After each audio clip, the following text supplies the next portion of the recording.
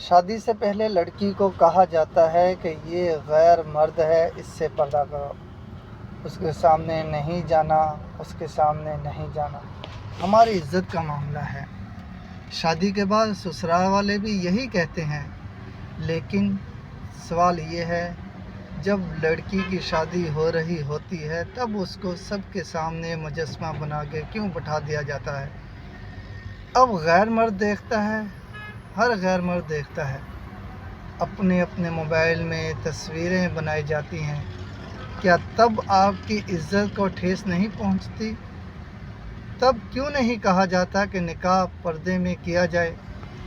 کیوں نہیں کہا جاتا کہ کوئی تصویر نہ بنائے؟ خدارا اس نظام کو ختم کریں اور سادہ نکاح کریں۔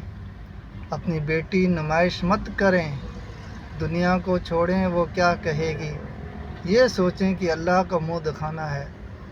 اس سے بہت سے ماں باپ اپنی بیٹی کو کسی قرض کے بغیر رخصت کر سکیں گے۔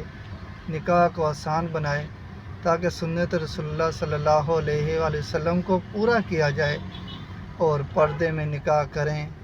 اپنی بیٹی کو مجسمہ بنا کے سب کے سامنے نہ بٹھائیں، لہٰذا اسلام کے مطابق نکاح کریں، نکاح پردے میں کریں۔